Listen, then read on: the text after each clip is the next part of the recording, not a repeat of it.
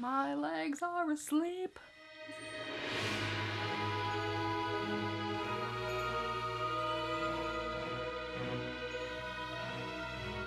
Hey guys, it's Whitney. Welcome back to my channel. Today we're gonna be doing a book haul. There's so many books. You guys remember what I said, right? That I was gonna be better about hauling my books. Here we are. 5-6 months later, here we are. So over the past few months, I have accumulated quite a number of books, needless to say. So the first books I'm going to start with are the ones that I bought from the book outlet Black Friday sale. So the first one I got is called Radiance, which is an adult sci-fi. I heard about this one from Natasha at My Reading is Odd. This one is described as a deco-punk pulp sci-fi alt history space opera mystery set in a Hollywood and a solar system that are very different from our own. It's a story about a documentarian who travels through space with her crew investigating oddities in the universe. After their latest expedition to investigate a diving colony on Venus, her crew returns, but she's not with them. So this is really just the story of what went down on that trip, most likely from the point of view of the crew members, I would assume. Next up, I have Breath of Earth by Beth Cato. I actually don't remember who I heard about this from, but what I do remember is that they said they felt like this was one of the most underrated books that they'd ever read. So that had me really intrigued. This is an alt history speculative fiction novel set in 1906. Really what I know is that this follows a girl who is a geomancer and she has to learn to use her magic and her unique gifts to survive. The next book I have is Beastly Bones. This is the second book. I don't know if it's called the Jacoby series or what, but the first book is called Jacoby. And I really enjoyed it. It's kind of fun, whimsical, really quick. So I decided that I liked it enough that I wanted to carry on with the series. Originally, this was described to me as Sherlock Holmes meets Doctor Who. Yes, no. I go in thinking of it more like a Sherlock-esque kind of story with paranormal creatures. I think that's a much better description. I can't really talk much about the plots of these books because I don't want to spoil them. They are sort of a mystery, so I don't want to take any of that away from anyone who is planning on reading it. I'm glad that I didn't like read more in depth on the synopsis. Next, I have Shadow Magic, and you guys are probably like, Whitney, you've already got that book. This is one of my favorite middle grade books. And I decided that I wanted a hardback copy to match the rest of the series, which I have in hardback. Wow, I've never actually read like the stuff on the back of this thing before. It says, if you're pining for that thrill that you felt the first time you discovered Harry Potter, let me recommend Shadow Magic.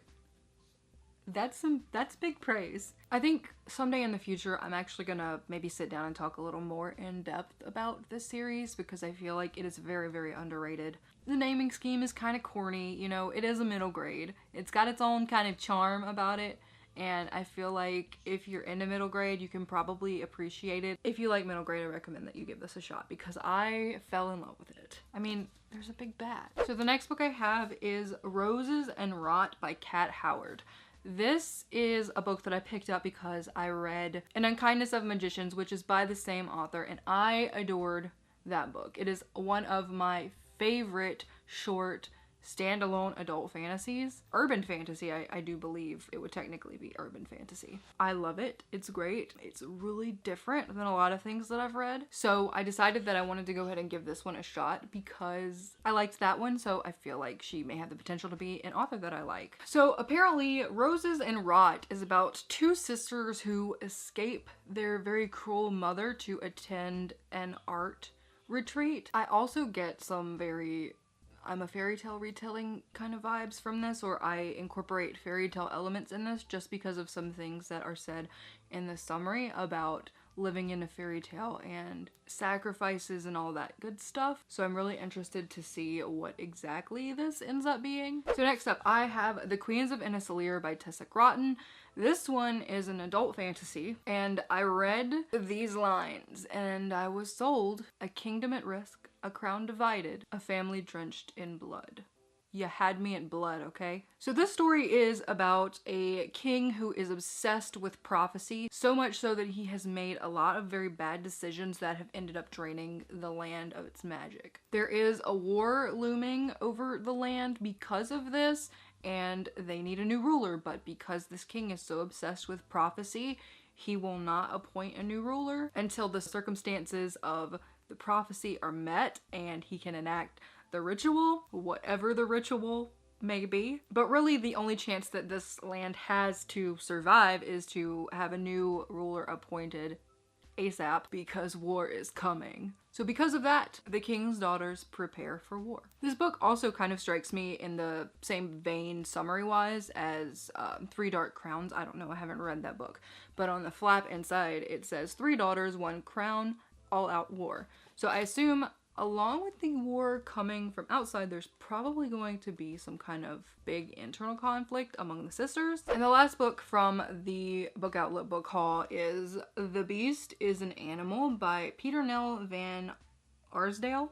That's a mouthful. So, okay, I'm gonna be honest. This book was sort of a cover buy, but also sort of a first line of the summary buy. Elise was 7 the first time she saw the Soul Eaters. Yes? Hello? I don't really know anything about this book. I know that one of the sisters has like maybe some power that links her to these creatures, but I could just be pulling that out of my ass. That seems to be something that I remember though. So the next 2 that I have to share with you guys were so graciously sent to me by Tor.com. I literally did not expect to receive these at all. It was like a shot in the dark asking for them. Those are The Monster of Elendhaven. I always have trouble saying that. As well as Gideon the Ninth. These 2 books are like the cover aesthetic of my dreams. So one thing I really love about Tor.com is that they put out a lot of novellas, and they're usually really good novellas. I know they did the Wayward Children series, and that is one of my favorite series ever. They also tend to publish a lot of queer fiction, which I really love. And from what I understand, both of these, both Monsters of Elendhaven and Gideon the Ninth, have LGBT rep in them. I don't know all that much about the Monsters of Elendhaven, other than the fact that it's a dark fantasy. It is a story of revenge. There's magic. Oh, yeah, I forgot about that part. Can twist minds with magic. That was the thing that really intrigued me when I first heard about this story. And as for Gideon the Ninth, I know for certain that this involves a female-female relationship, because you got this little quote right here on the cover, which the first time I ever saw it is what intrigued me the most.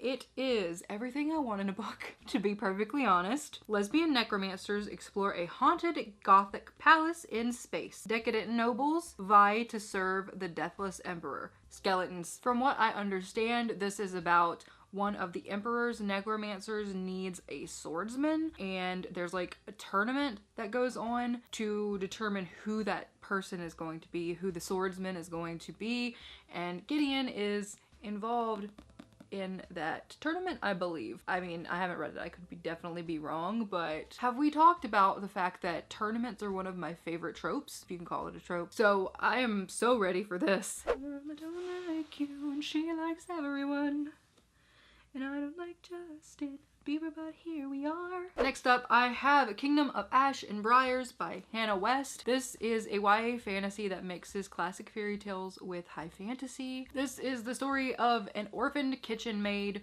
who stumbles into a fairy tale gone wrong and discovers that she has the ability to shapeshift. This ability has the potential to lead her to seek the good in the world or to follow the strength of her own power. No matter what she chooses, if she wants to save the kingdom, she has to find the courage to show her true form. Next, I have A Bad Deal for the Whole Galaxy by Alex White. I love this author. I love them. This is the sequel to A Big Ship at the Edge of the Universe. This is a space opera with unforgettable characters and a really unique magic system that I fell in love with. Not to mention, it also has an amazing story to go along with it. I haven't read this installment yet. I've read the first book. The first book follows Boots Ellsworth, a washed up treasure hunter and con artist, as well as Nyla Brio, who is a pampered race car driver. Their paths end up being intertwined after Nyla is framed for murder. Together with a colorful cast of crewmates, they end up on a hunt to find a legendary ship that may or may not exist. Next, I have The Gutter Prayer. This one I actually heard about from Holly at Holly Hearts Books, whose channel I absolutely love, and if you don't know who she is, you should go check her out. This is an adult fantasy novel. I was about to say it's obvious, but it's really not. This one is about 3 thieves who are pulled into a centuries-old magic war after their master betrays them. On their quest for revenge, they discover some dark truths about the city and uncover some conspiracies. Next, I've got one everyone probably knows about, and that is King of Scars by Leigh Bardugo. This is a YA fantasy set in the extremely popular Grishaverse. If you haven't read the original Grisha trilogy, then you'll probably have no idea what I mean when I say what I'm about to say. This story is about Nikolai Lantsov, and I can't say any more because spoilers. The next book in the pile is Ship of Smoke and Steel by Django Wexler. This is also a YA fantasy that features a female-female relationship in some form or fashion. This one is about a girl named Isoka who has been keeping her ability to access the Well of Combat a secret from the Empire. When her ability is discovered, she is sent on a seemingly impossible mission to steal the Soliton, a legendary ghost ship. And if she fails, her sister will die. Some high stakes we've got going on here, huh? So next up I have a book that I was intending to read for a readathon and didn't get around to it, and that is Vita Nostra. This was recommended to me by a Twitter friend. I believe it was one of her 5-star reads, one of her favorite books. And when I asked her to just like, you know, describe it, and I think I said in like 5 words or less or something to that effect, she said, and I quote, "Existential magical college book of my dreams." I think that might be 6, but I'm gonna let it slide. So from what I can gather, the story is about a girl named Sasha who goes on a beach vacation with her mom, and while they're on said vacation, she ends up meeting this mysterious stranger. This stranger then in turn makes really weird requests of her and rewards her with like golden coins. That sounds real weird. I don't really know a better way to say it though, so we're just gonna have to go with that. As the summer draws to a close, the stranger directs her to move to this remote village and enroll in the Institute of Special Technologies. She does it. This is a Ukrainian fantasy novel that is pretty often described as Harry Potter meets the Magicians, which is fine, but really when anything is described as Harry Potter meets, it means that there's a magical school involved. Next up, I have another adult fantasy novel, and that is Black Leopard, Red Wolf by Marlon James. This book's been getting a lot of hype on the booktubes, and we all know that I'm a sucker for a good high fantasy, so here we are. I'm gonna join the hype train. So this story follows a man who is called Tracker that is on a mission to find this boy who's disappeared. Along the way, he finds himself as a part of this group of other people who are also searching for this boy who's disappeared. So from that summary, you're probably thinking, that really doesn't sound like a fantasy, Whitney. Yeah, I know, but from what I understand, this guy, the main character Tracker, has like a heightened animal-like sense of smell, and he travels with a shapeshifter. So I guess we're gonna find out. The next one I have is Hunted by Megan Spooner. This is one that I never actually intended to pick up on my own, and I probably never would have. So this was sent to me during the Valentine's Day readathon by my secret Cupid, who I still don't know who you are. So if you watch my videos, you know, maybe like let me know. Anyway, this one is pretty simple. This is a YA fantasy retelling of Beauty and the Beast. It's pretty self-explanatory in my opinion, so I'm just gonna leave it at that. If you like retellings, maybe give this one a go. Next, I have The Light Between Worlds by Laura E. Weymouth. I have wanted this book since it came out. Actually, no. I've wanted this book since before it came out. It caught my attention originally when I heard it compared to one of my favorite series ever, and that's the Wayward Children series. I feel like I've mentioned this series way too much here recently,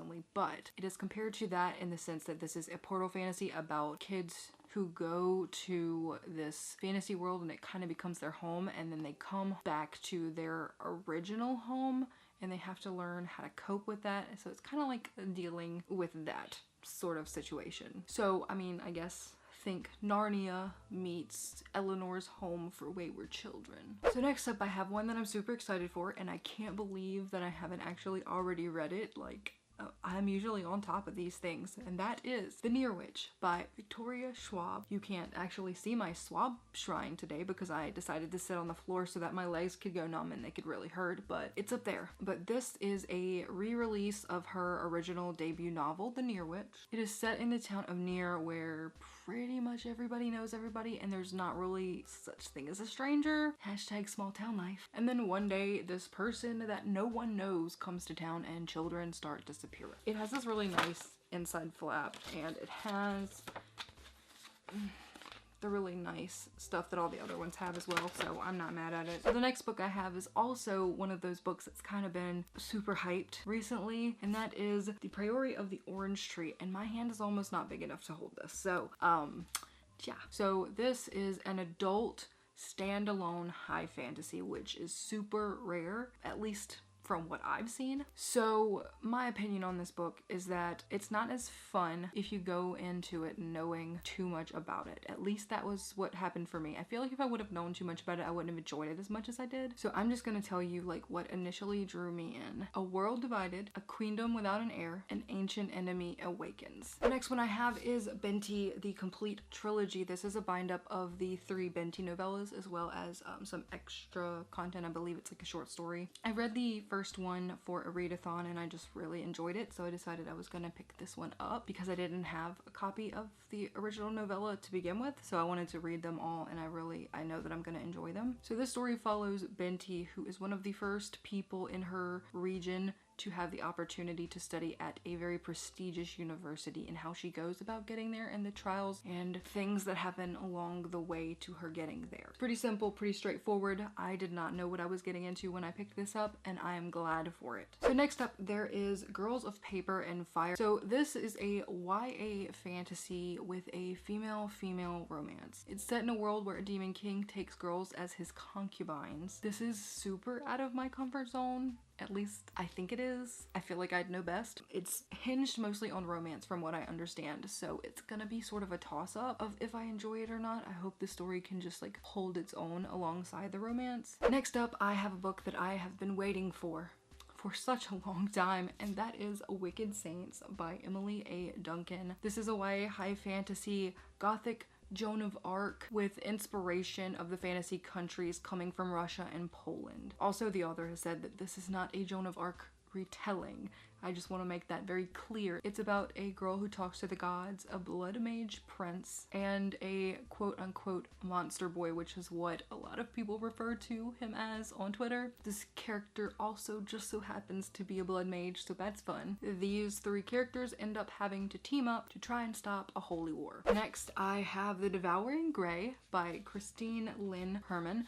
This book's also been getting a lot of hype around BookTube, and it just really seemed up my alley. So this story was originally pitched as Stranger Things meets Riverdale. And one of these things is a trash fire that I can't tear myself away from, and the other is very good, very enjoyable. As for the trash fire, I'm looking at you, Riverdale, but you're doing something right because I can't pull my fucking eyes away from you. This is a contemporary fantasy. That's what I've been hearing it called, so I'm gonna call it that too. I like it, so we're gonna go with it. It's a thing now. This is a story of 4 teens who uncover some very dark secrets about their families that essentially helps them save the town from a monster. So, I mean, it's pretty simple. This is a YA fantasy that is translated from its original language, which was Japanese. This is a story of a girl who can communicate with magical beasts and her role in trying to save herself and her country. So next up, I have Rain and Delilah's Midnight Matinee by Jeff Sentner, who is basically one of my only auto-buy contemporary authors because he can make me cry. So I don't even have to know what his books are about, and I will purchase them. After that, I have Guardian by Alex London, which is the sequel to Proxy, which is like a sci-fi dystopian story with LGBT rep in it. So I am very interested to get into this one. Next, I have The Cities of Dead. Wow, why does that feel wrong? That's what it says. Okay, so we're gonna roll with it. So this is the 3rd book in the Casket Girls Quartet, I believe it is. This is a story set in New Orleans by a local author. It centers around 3 teens, Isaac, Adele, and Desiree, whose paths end up crossing after a devastating hurricane. Also, there's witches and vampires and lots of really interesting world building for something that's set in modern day. Next on the list is one that's going to be absolutely no surprise to anyone, and that is In an Absent Dream by Shannon McGuire. Obviously, I bought this when it came out. This is the 4th installment in the Wayward Children series. At this point, I don't know if it's a companion series or what, because some books you do have to read in order to to read the next one. It's confusing. Not confusing to understand, just confusing to explain. This is the story of Lundy, who we meet in the first book, Every Heart a Doorway. This is her background story, like her before she came to Eleanor West's Home for Wayward Children kind of thing, sort of like Down Among the Sticks and Bones. And if you're not familiar with the series, none of this means anything to you. But if you are, this is Lundy's backstory, and it sort of explores a type of world that we haven't seen yet, which is one that you can come back and forth from. Moving right along, we have Kingdom of Copper. This is the second book in the Daevabad trilogy by S.A. Chakrabarty. It has stolen my heart. This has become one of my favorite series, and I don't know what I'm gonna do with myself while I wait to get my hands on the third book, because it's gonna be a while, but I love it. I don't really know what the proper way to describe the setting of this book is, because I've heard it said that it is a Middle Eastern inspired fantasy, because I'm not sure if that's the right wording for it, but for now I'm gonna go with it so you can kind of get a feel for what I'm trying to say. So like I said, this is a Middle Eastern inspired adult fantasy that follows Nari, a con artist in 18th century Cairo. She ends up becoming an essential part of this world that she never actually even believed in, and my summary did jack shit for the actual plot of these books. So now we're on to some books that I don't actually remember or know what they are exactly about. So the first one I got is God Blind by Anna Stevens, and I got this one because it is a high fantasy and this cover just said, hey, take me home. I've also heard some people that I trust say good things about this, but I've heard mixed reviews. So apparently this is a pretty polarizing book, and I'm interested to see how I feel about it. Bathed in blood, ruled by anger, banished thousands of years ago. Yeah, sounds like my kind of thing. The time has come for the veil between the worlds to be broken and for the red gods to unleash their fury. I think so. For fans of Joe Abercrombie, Scott Lynch, yes please, and Mark Lawrence. Oh, this is grimdark. Why did I not know that? I like grimdark. I think me and this book are gonna get along just fine. The next one is Soul Keeper by David Dalglish. We have books by this author already, and I know that we do, which is actually why I picked this one up, because I don't know that I'll be interested in his other series that my partner actually really enjoyed. This behemoth seems like something I would really like. It is about like dead magic that never actually died, or that never actually really died. Like, you know, it's like, let me give you some words that catch my interest, which is what we do for books that I don't have good summaries for, or good grips on summaries of the book in general. So, there are mysterious black water washes over the world, the veil is torn, flooding the land with ancient magic and forgotten races.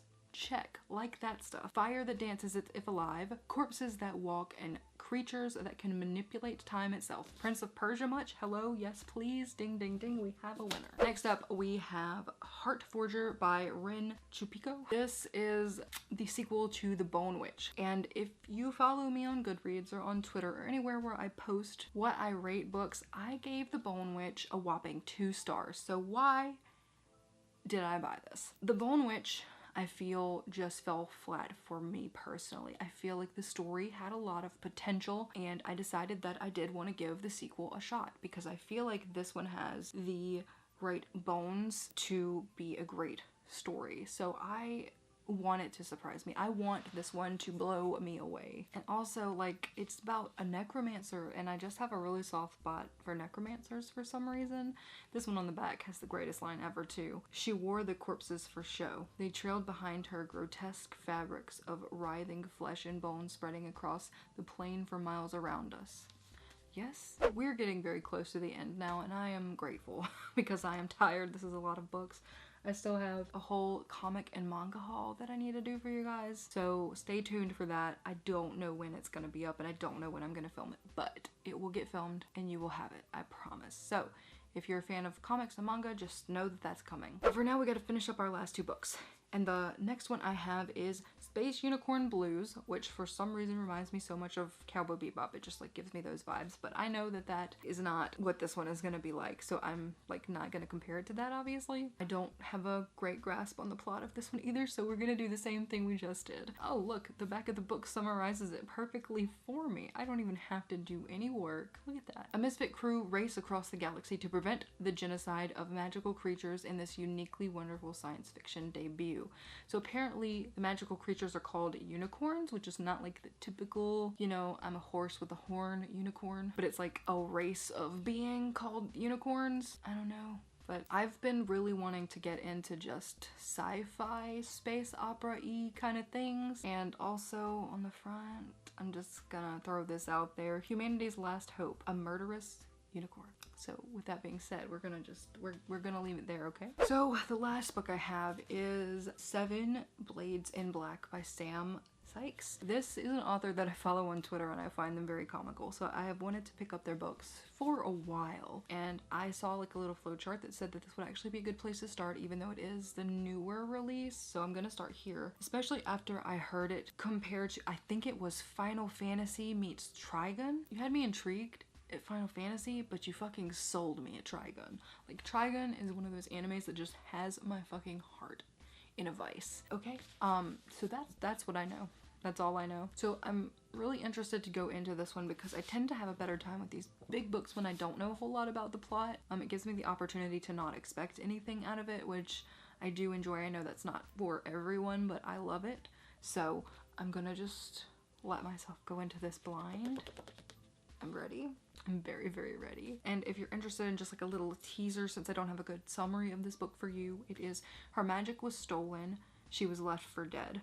So this is about a woman who had her magic like taken from her, and she has to survive in this land where like magic is a thing you need, I guess. So those were all the books that I got over the past 5 to 6 months.